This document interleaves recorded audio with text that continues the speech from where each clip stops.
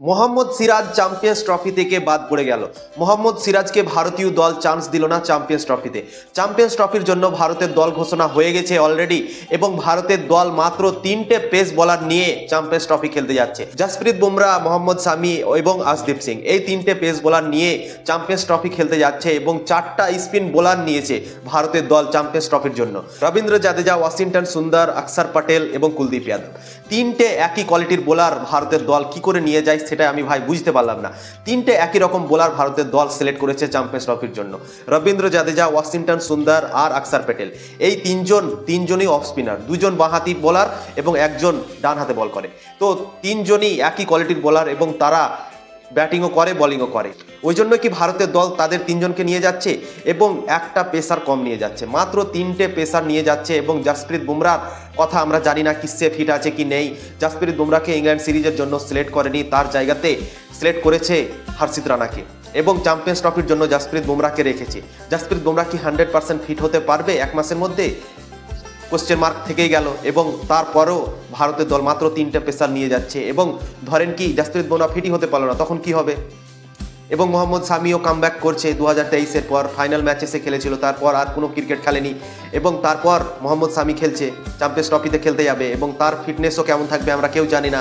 যতক্ষণ না সে ম্যাচ খেলবে আমরা বুঝতেই পারবো না কি সে কেমন খেলবে। তো সেও আছে।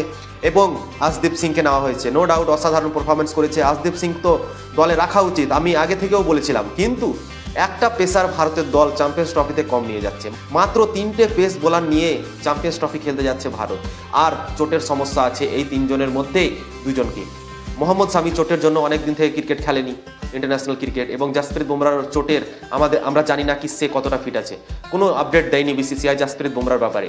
কিন্তু মাত্র 3টে পেসার নিয়ে যাচ্ছে, এবং তা সত্ত্বেও 2টো পেস বোলার আমরা জানি না কি কেমন তারা পারফরমেন্স করবে বা কেমন ফিটনেস তাদের আছে। এবং মোহাম্মদ সিরাজকে সিলেক্ট করা হলো না। তো মোহাম্মদ সিরাজের মতো বোলারকে যদি আপনারা না সিলেক্ট করেন, এত সুন্দর পারফরমেন্স করার পরেও, মোহাম্মদ সিরাজ সবদিনই ওয়ানডে ক্রিকেটে অসাধারণ পারফরমেন্স করে এসেছে ভারতের দলকে, এবং আমাদের মিয়া ম্যাজিক বলে তাকে জানা যায়, এবং সবাই তাকে পছন্দ করে, এবং সে ভালোও খেলে। তা সত্ত্বেও তাকে ড্রপ হতে হলো। সে খারাপ কিছু করেনি ভাই, সে অসাধারণ পারফরমেন্স করে এসেছে।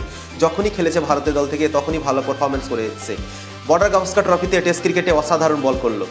তা সত্ত্বেও কি করে যে ভাই বাদ পড়ে গেল, কি ভাবনা চিন্তা করার পর ভারতের দল ডিসিশন নিল কি মোহাম্মদ সিরাজকে আমরা রাখছি না দলে। খুবই খারাপ লাগছে মোহাম্মদ সিরাজের জন্য। মোহাম্মদ সিরাজকে ড্রপ করা হয়েছে, এটা ভাই ফ্যান্স সহ্য করতে পারছে না। এখন থেকে শুরু করে দিয়েছে, যতক্ষণ থেকে চ্যাম্পিয়ন্স ট্রফির দল এসছে ততক্ষণ থেকে শুরু করে দিয়েছে বলতে কি মোহাম্মদ সিরাজের নাম কেন নেই এখানে। তাকে তো হওয়া উচিত ছিল। মাত্র 3টে পেস বোলার ভারতের দল কেন নিয়ে যাচ্ছে? 4টা নিয়ে যাওয়া উচিত ছিল, কিন্তু 4টা স্পিন বোলার নিয়ে যাচ্ছে। 4টার মধ্যে তো ভাই 4টা খেলতে পারবে না, তা সত্ত্বেও কেন? তো অনেক কোশ্চেন উঠছে এখন থেকেই সিরাজকে নিয়ে।